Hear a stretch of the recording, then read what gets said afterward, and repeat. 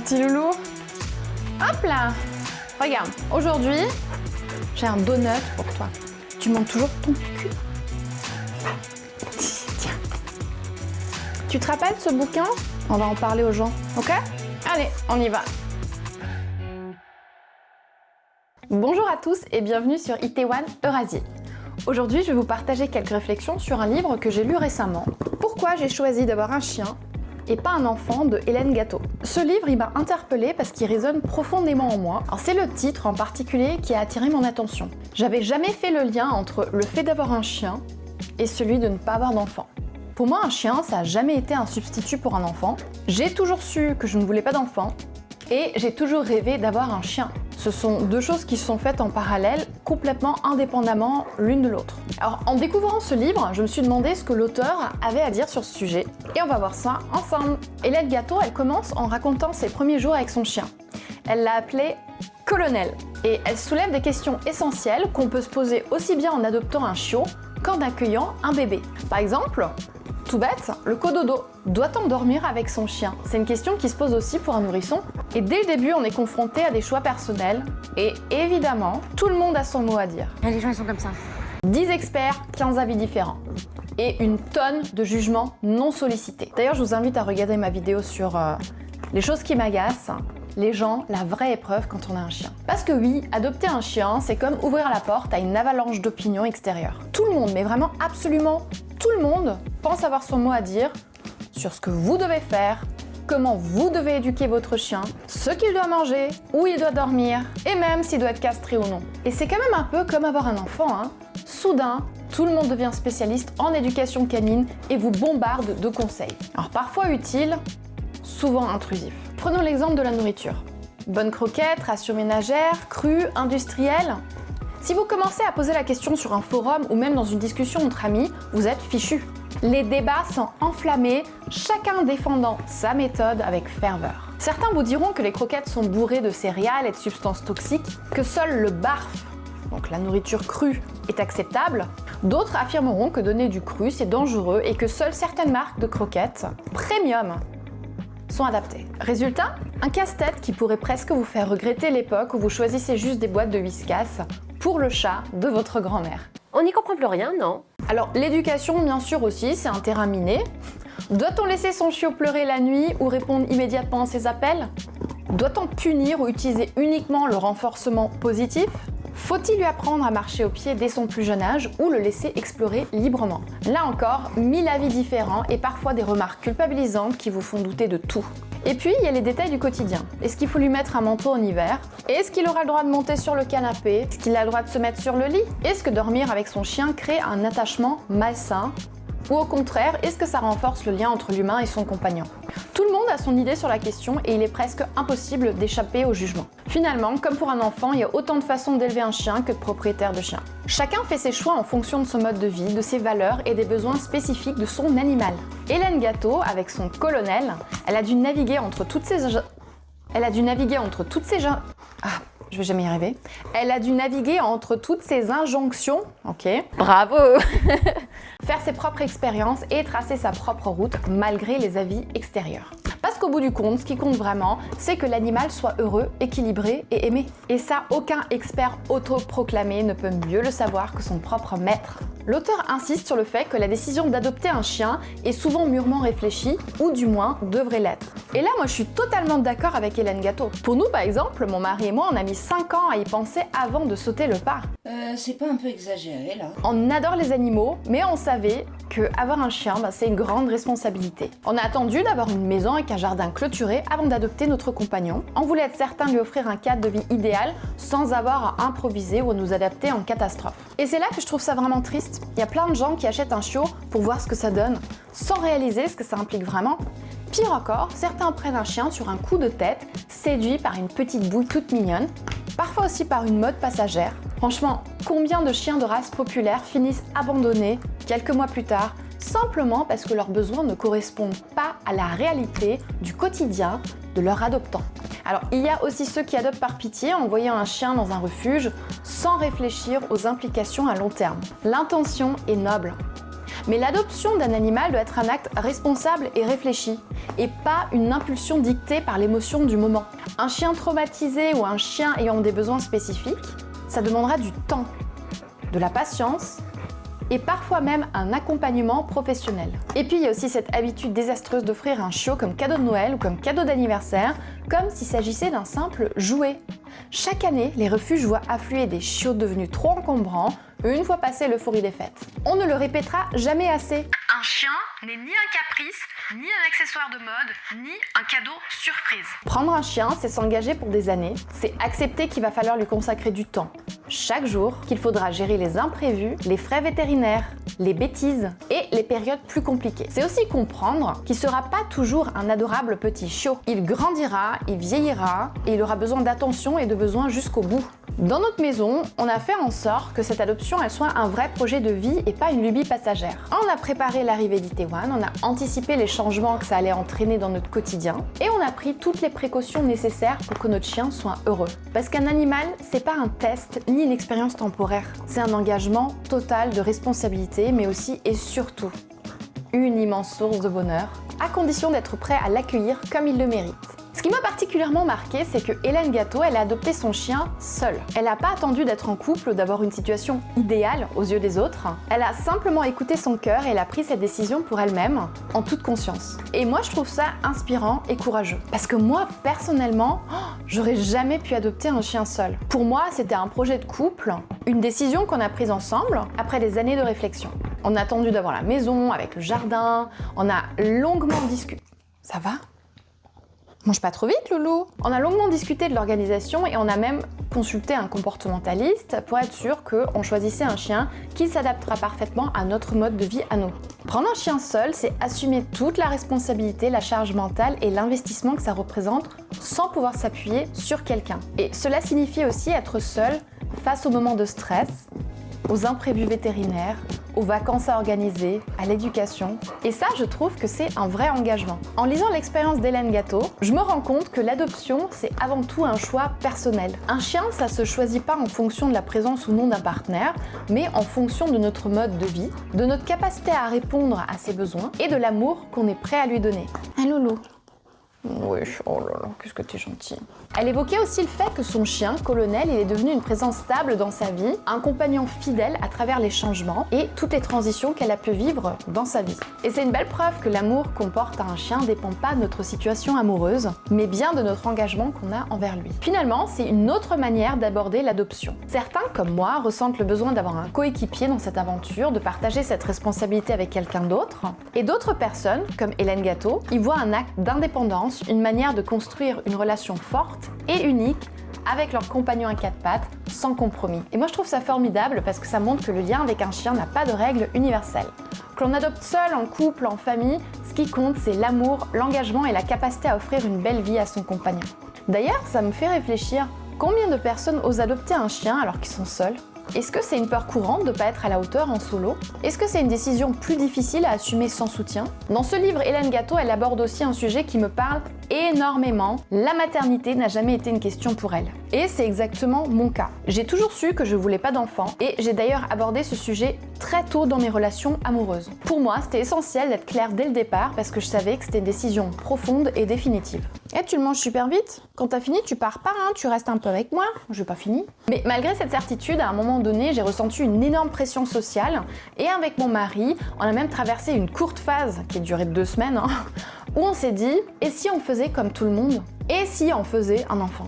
Une question qu'on s'est posée presque par curiosité, par conformisme, sous le poids des attentes extérieures. C'est vraiment étrange de se retrouver à envisager une décision aussi lourde, non pas parce qu'on en a vraiment envie, mais parce que la société, elle nous y pousse. Et à force d'entendre toujours les mêmes discours encore et encore, un jour tu changeras ta vie, mais un enfant c'est le sens de la vie, vous allez regretter si vous en avez pas. On finissait par douter, par se demander si on est en train de passer à côté d'une expérience fondamentale de l'existence. Mais très vite, cette idée, elle nous a mis profondément mal à l'aise. Et on a compris que c'était pas nous, c'était pas notre chemin à nous. Ce n'était pas une envie qui venait de nous, mais une pensée extérieure qui s'était immiscée dans notre esprit. Et c'est là où je trouve que la démarche d'Hélène Gatto, elle est précieuse. Elle met en mots cette réalité que beaucoup vivent sans oser l'exprimer. Le choix de ne pas avoir d'enfant est tout aussi valide que celui d'en avoir. Et pourtant, il est constamment remis en question. Ce passage, il m'a conforté dans mon propre parcours. Être child-free, c'est pas un choix par défaut, une décision prise faute de mieux. C'est une conviction, une orientation de vie qui fait partie intégrante de qui je suis. Et ce qui est beau,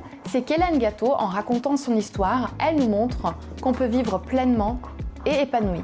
Alors, prochain chapitre, je vais faire un petit disclaimer, d'accord ? On va t'expliquer quelque chose. Alors écoutez, ouvrez vos oreilles. Ce chapitre n'a pas pour but de juger la maternité ni de minimiser l'amour que des parents portent à leurs enfants. C'est compris ? Chaque parcours est différent, chaque choix est légitime. Certaines personnes trouvent un immense épanouissement dans le fait d'être parents et d'autres non. Et c'est tout aussi valable. Mais ce n'est peut-être pas suffisamment clair dans l'esprit de beaucoup de gens. Ce dont il est question ici, c'est le droit d'en parler, sans culpabilité ni tabou, et d'explorer les réflexions de celles et ceux pour qui la parentalité ne s'est pas imposée comme une évidence ou un désir profond. Tout le monde devrait être libre de choisir son chemin sans pression sociale, sans justification permanente et surtout sans regret. Piou! Eh ben, j'espère que les gens ils vont pas râler. Hélène Gatto, elle évoque également un sujet très délicat, souvent tabou dans notre société, celui du regret maternel. Elle mentionne le livre d'Astrid Huro de Ligny, Le regret maternel, où l'auteur partage son expérience en expliquant qu'elle aime ses enfants, mais qu'elle aime pas ce que la maternité a fait d'elle. Elle décrit un bouleversement total, physique, psychologique, émotionnel, qui l'a transformée en une autre personne, une version d'elle-même qu'elle ne reconnaissait plus. Et ce témoignage, il est puissant, parce qu'il met des mots sur une réalité dont on parle rarement. On entend souvent que devenir parent, c'est la plus belle chose au monde, mais on évoque beaucoup moins ce que cela signifie en profondeur. Les nuits blanches, la charge mentale, la perte de certaines libertés, et surtout, l'abandon d'une partie de soi. Parce que oui, devenir parent, ce n'est pas juste ajouter un rôle à sa vie, c'est une métamorphose, un avant et un après, irréversible. Et c'est précisément pour cela que cette décision mérite d'être réfléchie et assumée en toute conscience. Il ne s'agit pas d'une case à cocher sur la liste des étapes de la vie, ni d'un passage obligé, sous prétexte que c'est comme ça que ça doit se passer. Et en lisant ces témoignages de femmes qui regrettent cette transformation imposée par la maternité, je ressens une forme de soulagement. Le soulagement d'avoir écouté mon instinct, d'avoir respecté ce que je voulais réellement pour moi. Bien sûr, avoir un chien, ça change aussi la vie. C'est un engagement, une responsabilité, ça demande des ajustements, des compromis, mais ça nous absorbe pas. Un chien s'intègre à notre quotidien sans le bouleverser de fond en comble. Et c'est peut-être, je ne sais pas, pour ça que j'ai toujours su que je voulais un chien mais pas d'enfant. Aimer profondément, s'engager pleinement, mais sans se perdre. Il y a un passage où elle aborde un sujet clé, la confusion entre la bienveillance et le désir de maternité. Donc ce passage, il souligne comment une femme attentionnée envers un enfant, elle est immédiatement perçue comme une future maman en devenir, alors que ce même raisonnement s'applique pas aux hommes. L'idée qu'un instinct maternel se traduit forcément par une envie d'avoir des enfants, c'est une construction sociale qui enferme beaucoup de femmes dans un rôle attendu. Et ce chapitre, il invite vraiment à remettre en question ces stéréotypes et à reconnaître que l'on peut être douce, patiente et attentive sans pour autant ressentir une quelconque besoin de parentalité. Et l'analogie avec les animaux, elle est particulièrement pertinente. Caresser un chat, ça signifie pas en vouloir en adopter 10. Et de la même manière, interagir avec un enfant ne devrait pas être perçu comme une déclaration implicite d'un désir de maternité refoulé. Alors ce passage, il met aussi en lumière une différence frappante entre les attentes envers les hommes et les femmes. Un homme qui se montre attentionné avec un enfant, il est vu comme un modèle de douceur et de responsabilité. Une femme, en revanche, elle est immédiatement soupçonnée de se mentir à elle-même si elle affirme ne pas vouloir d'enfant. Et cette asymétrie, elle illustre bien comment certaines normes sociétales continuent d'imposer des rôles genrés aux individus. Finalement, ce chapitre, il défend une idée essentielle. Chaque choix de vie est légitime, qu'ils suivent ou non le chemin traditionnel. L'important, c'est de reconnaître et de respecter la diversité des parcours sans chercher à imposer un modèle unique à tous. Alors, la comparaison entre l'adoption d'un chien et la naissance d'un enfant, ça peut paraître provoquant, mais en réalité, elle soulève des questions intéressantes sur la notion de préparation et de responsabilité. Contrairement à l'arrivée d'un enfant où de nombreux paramètres échappent au contrôle des parents, l'adoption d'un chien, c'est un processus qu'on peut anticiper avec minutie. Avant d'accueillir un chien, il est possible de se renseigner sur la race, de choisir un animal en fonction de son mode de vie et même d'anticiper certains traits de comportement grâce aux lignées et aux conditions d'élevage. Et ce degré de contrôle, il permet d'adopter en toute conscience en prenant en compte des critères essentiels comme le niveau d'énergie du chien, son tempérament ou encore ses besoins spécifiques. Et dans ce processus, il y a un véritable travail d'adéquation entre le chien et le futur propriétaire. Hélène Gâteau, par exemple, elle a choisi un terrier. Terrière ? Je sais pas comment on prononce. Un terrier ? En raison de son tempérament affirmé et de son intelligence vive, sachant que son profil correspondait à sa manière de vivre et d'interagir avec les animaux. De la même manière, nous on a pris le temps de nous interroger sur nos attentes et notre capacité à répondre aux besoins de notre futur compagnon avant d'adopter, et on est tombé sur le rasier. Pourquoi tu changes de sens tout le temps ?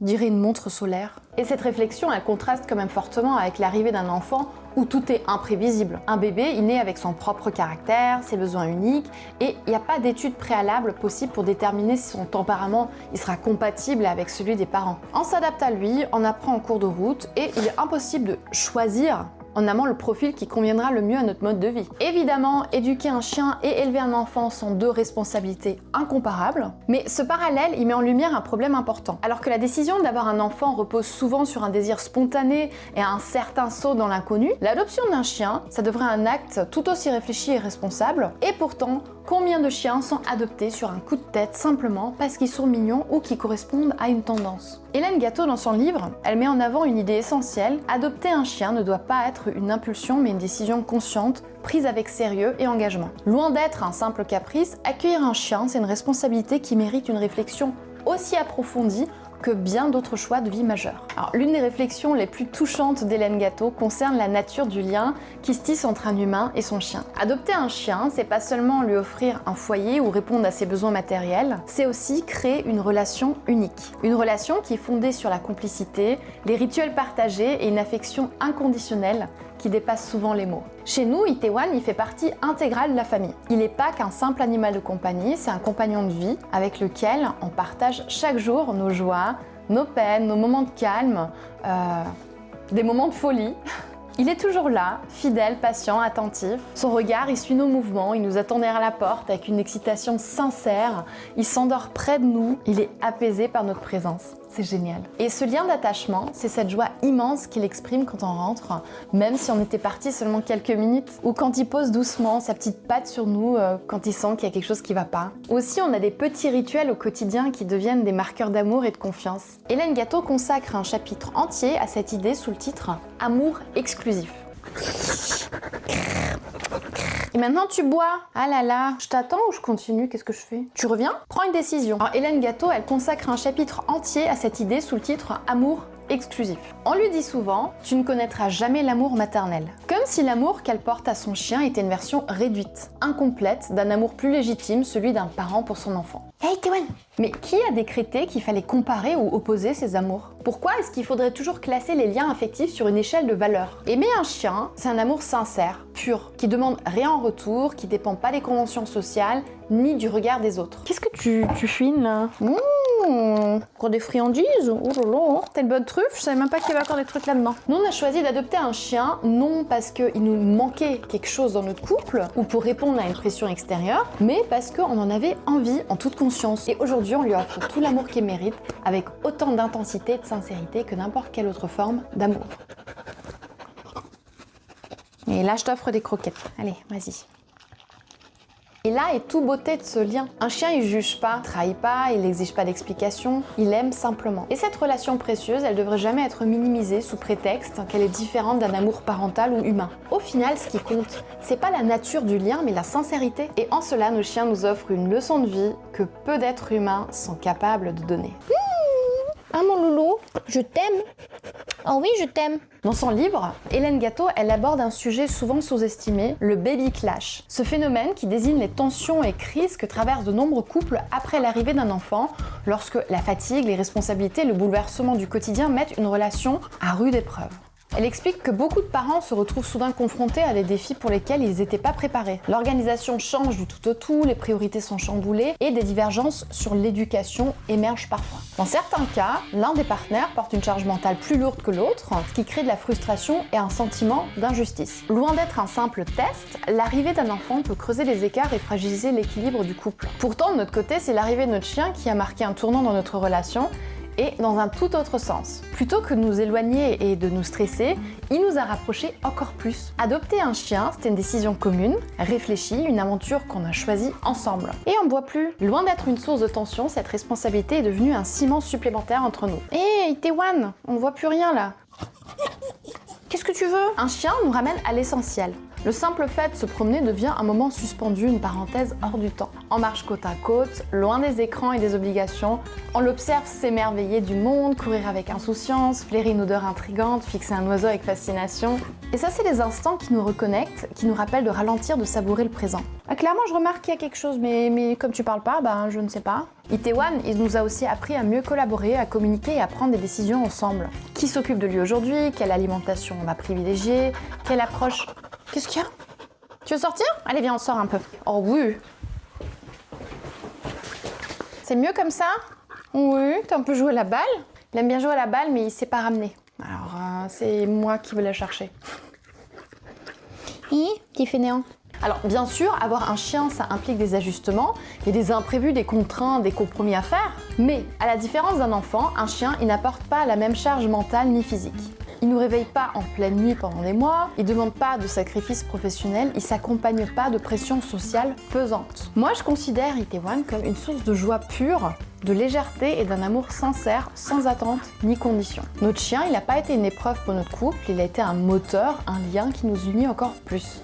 Et c'est un aspect que peu de gens soupçonnent avant d'adopter un animal. Un autre aspect super intéressant que soulève Hélène Gatto dans son livre, c'est la différence entre une promenade hygiénique et une vraie balade. Alors, beaucoup de gens pensent qu'il suffit de sortir leur chien 5 minutes pour qu'il fasse ses besoins, puis de rentrer aussitôt dans la maison, et c'est bon. Pour eux, la promenade, c'est une simple obligation, une contrainte nécessaire pour éviter les accidents à l'intérieur. Mais en réalité, un chien, il a besoin de beaucoup plus que ça.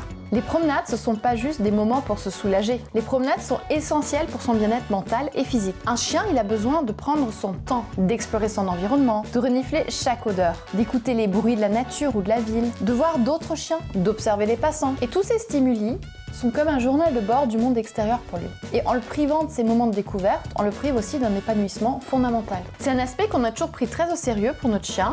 Et pour nous, la promenade, ça se résume pas à une simple sortie express. Pour nous, c'est un moment privilégié, un rituel quotidien qui fait autant de bien à notre chien qu'à nous. Nous, on fait en sorte de varier les itinéraires et d'explorer des parcs, des forêts, des plages, ou même juste simplement des quartiers différents. On le laisse renifler à son rythme, on lui impose pas de marcher droit sans pause, on lui permet de rencontrer d'autres chiens, d'interagir avec eux, si c'est possible, parce que la socialisation, c'est aussi important pour lui que pour nous. D'ailleurs, une balade de qualité, c'est une excellente façon de canaliser l'énergie du chien et d'éviter certains comportements indésirables. Un chien qui n'est pas suffisamment stimulé mentalement et physiquement, il risque de développer des troubles du comportement. Destruction, aboiement excessif, frustration.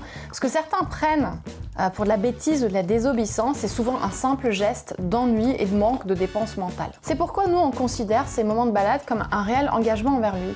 Pas juste un devoir, mais une occasion de partager du temps ensemble, de le voir heureux, curieux et épanoui. Et au final, cette approche, elle nous apporte aussi énormément. Ces promenades, elles nous obligent à ralentir, à nous reconnecter à l'instant présent, à profiter du simple fait d'être dehors. C'est une vraie pause dans nos journées, un moment où on met de côté les écrans, les préoccupations, le stress du quotidien, juste pour être là avec lui. Ah loulou, ce matin, on était bien dans la forêt. Parce qu'au fond, une balade, c'est pas seulement un besoin pour le chien, c'est aussi un moment de partage et de complicité, une bulle de bien-être pour tous. Qu'est-ce que tu veux? Ah non, plus de friandises là, ça suffit. Vers la fin de son livre, Hélène Gatto, elle aborde un sujet délicat mais inévitable, la perte de son chien. Elle met en lumière une vérité que tout propriétaire d'animal connaît mais préfère souvent repousser. Quand on adopte un chien, on accepte consciemment ou non de voir son histoire s'achever bien avant la nôtre. Leur vie est plus courte que la nôtre et cette réalité, aussi cruelle soit-elle, fait partie de l'engagement que nous prenons en les accueillant dans notre quotidien. C'est une pensée douloureuse, presque insupportable. Mon chien, il est encore tout petit, il déborde d'énergie, il découvre le monde avec insouciance, il m'accompagne avec une joie pure et sincère. Et pourtant, un jour, il sera plus là. Et imaginer cet instant me bouleverse déjà, parce que l'amour que je lui porte est immense, et son absence, elle creusera un vide que rien ne pourra vraiment combler. Alors, il y a beaucoup de gens qui ont du mal à comprendre qu'on puisse ressentir un chagrin aussi profond pour un animal. Ils disent « Oh, c'était qu'un chien » ou « T'as qu'à en reprendre un autre ». Comme si la douleur était exagérée, comme si l'attachement qu'on voue était moins légitime que celui qu'on porte aux humains. Et Hélène Gatto, dans son livre, elle rappelle une vérité essentiel. Ce n'est pas la qualité de l'être disparu qui conditionne l'intensité du deuil, mais le degré d'attachement. Et c'est exactement ça. Ce n'est pas l'espèce qui définit l'ampleur du manque, mais la place qu'il occupait dans notre vie, dans notre cœur. Un chien, c'est pas juste un animal. C'est un compagnon fidèle, un membre de la famille, un être qui partage nos joies, nos peines. Il est toujours présent, sans condition, sans jugement. Moi, je parle du fait que je suis triste qu'un jour tu sois plus là et toi tu descends du lit et tu t'en fiches.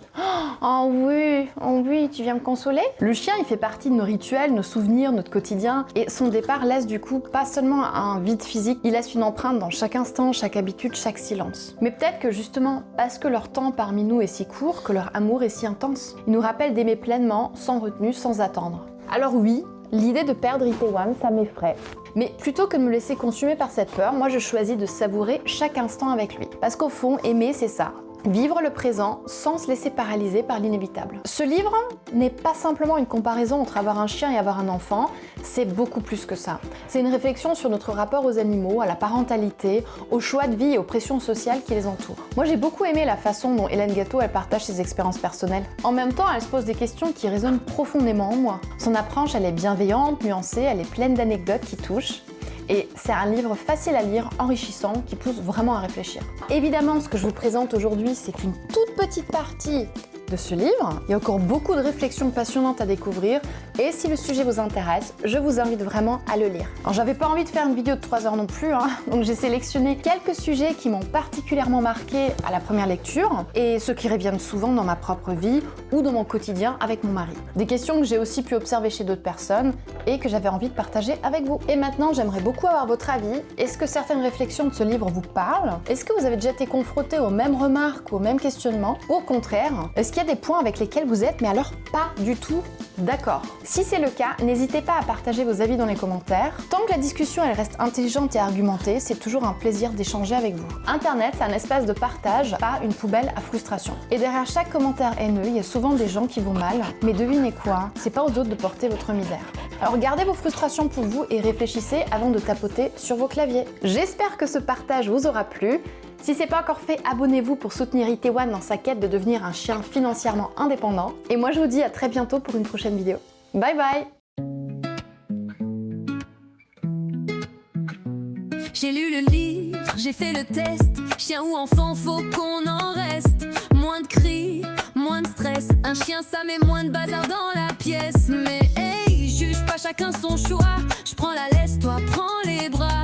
Un peu d'amour, c'est tout ce qu'il faut. À 4 pattes ou sur un vélo.